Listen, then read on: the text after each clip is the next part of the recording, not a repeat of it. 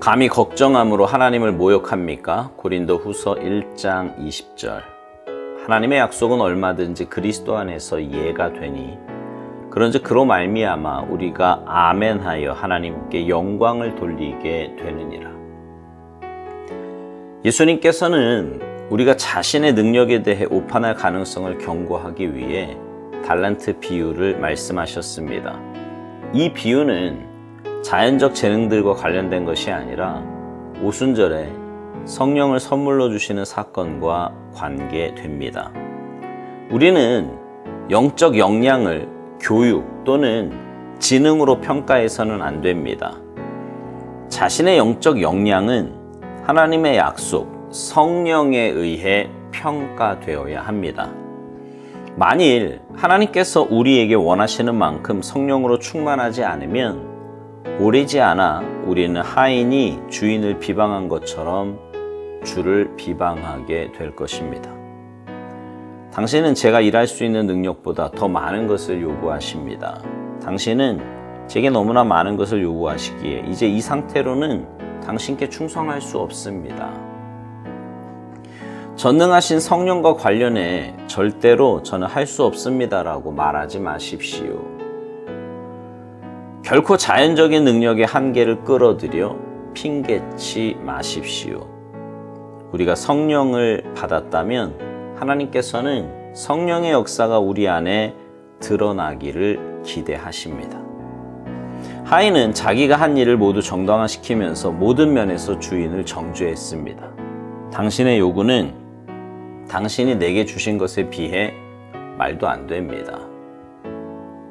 당신은 주님께서 너희는 먼저 그의 나라와 그의 의를 구하라. 그리하면 이 모든 것을 너희에게 더하시리라고 말씀하셨는데도 불구하고 감히 걱정함으로 하나님을 모욕한 적은 없습니까? 걱정은 정확하게 하인이 의미하는 것과 같습니다. 저는 주께서 저를 곤경에 빠지도록 내버려 두시는 것을 압니다. 육신적으로 게으른 자는 언제나 나는 좋은 기회가 한 번도 없었어 라고 불평하고 영적으로 게으른 자는 하나님을 헐뜯습니다. 게으른 자는 언제나 자기 나름대로의 핑계가 있습니다.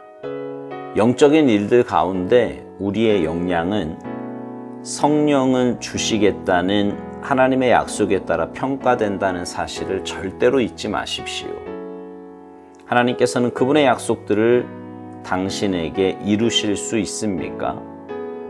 우리의 대답은 우리가 성령을 받았는가 아닌가에 달려 있습니다.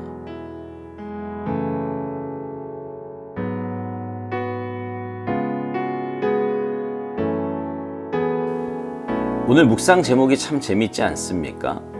감히 걱정함으로 하나님을 모욕합니까? 하나님을 믿는 자녀가 살면서 걱정하는 것은 전능하신 하나님에 대한 모욕이라는 말입니다. 정말 꼭 맞는 말인 것 같지 않으세요? 하나님은 우리의 아버지시라고 우리가 고백하잖아요. 그 아버지 하나님은 온 우주를 만드신 분이시고요. 전능하신 분이라고 역시 우리는 고백을 합니다. 근데 그 하나님을 아버지로 모시고 또 내 인생의 주인으로 모시고 사는 하나님의 자녀가 걱정한다고 하는 것은 하나님을 모욕하는 일이고 불신앙이지 않겠습니까? 특별히 내가 주의 일을 할 때 내 능력으로 인해 일이 많고 적음을 평가하거나 걱정해서는 안 됩니다. 그것은요, 하나님이 원하시는 모습도 또 하나님이 기뻐하시는 모습도 아닙니다. 전능하신 하나님은 당신의 자녀들 모두에게 달란트를 선물로 주셨어요. 마태복음 25장에 보면 달란트 비유가 나오는데 이 비유는 자연적인 재능들과 관련된 것이 아니라 오순절 성령을 선물로 주시는 사건과 관계된다고 오살도 목사님은 말합니다. 다시 말하면 내게 어떤 달란트가 있던 그 달란트는 성령의 관점에서 성령님이 주시는 것에서 보아야 한다는 거예요. 그래야 그 달란트를 과소평가하지도 또 과대평가하지도 않을 수 있는 겁니다. 만약 성령으로 충만하지 못하면 내게 주어진 달란트에 대해 과소평가하게 되든지 과대평가하게 될 거예요. 만약에 과소평가한다면 하나님께서 맡겨주신 그 사역에 대해서 불평하게 되겠지요. 오살도 목사님은 주를 비방하게 될 것이라고까지 표현합니다. 만약 과대평가한다면 교만한 마음과 모습으로 사역에 임하게 될 거고요. 우리가 할 일은 내가 가진 자연적인 능력으로 내 사역을 평가해서는 안 된다는 것입니다. 내 안에 계신 성령님께서 이끄시는 대로 순종하면 돼요. 사역은 내가 하는 것이 아니라 주님이 하시는 거예요. 내 안에 계신 성령님께서 역사하시는 거라고요. 나는 그저 도구로 그것이 드러나게 하면 되는 겁니다. 그러면 움츠러들 것도 교만할 것도 없지요. 그래야 결과에 대해서도 낙심하거나 교만하지 않습니다. 달란트 비유에 나오는 종 가운데 한 달란트 받은 종은 자기가 뭘 잘못했는지를 몰랐어요. 그저 모든 것이 주인의 잘못이고 주인의 책임이라고 생각을 했습니다. 여러분, 혹시 내 모습이 그러는 건 아닙니까? 하나님은 분명 우리에게 많은 약속의 말씀을 주셨어요. 우리가 주님의 나라와 그의 일을 먼저 구하면 나머지 모든 것은 우리에게 더해 주시겠다고 마태복음 6장 33절에서 약속해 주셨습니다. 근데 우리는 주님의 일을 먼저 하기에 주저주저합니다. 내 삶이 무너질까 봐, 내 경제적이나 시간적이나 여러 면에서 손해를 볼까 두려워합니다. 그 뒤에 있어질 일에 대해 정말 쓸데없는 걱정을 너무나도 많이 합니다. 그것은 하나님을 모욕하는 일이라는 거예요. 오살도 목사님은 걱정에 대해서요, 이렇게 말합니다. 걱정은 정확하게 하인이 의미하는 것과 같다고요. 그러면서 저는 주께서 저를 곤경에 빠지도록 내버려 두신 것을 안다고까지 말한다는 거예요. 그러면서 오살도 목사님은 육신적으로 게으른 자는 언제나 나는 좋은 기회가 한 번도 없었어 라고 불평하고, 영적으로 게으른 자는 하나님을 헐뜯는다 라고 말합니다. 하나님을 헐뜯는데요. 그러니까 걱정은 게으름에서 나온 결과물이라는 겁니다. 육신적으로나 영적으로 게으른 사람은 늘 핑곗거리를 찾아요. 늘 핑곗거리를 찾습니다. 그리고 그 핑곗거리는 언제나 걱정과 염려로 연결이 됩니다. 이 모든 일은 철저하게 하나님을 배제한 일이에요.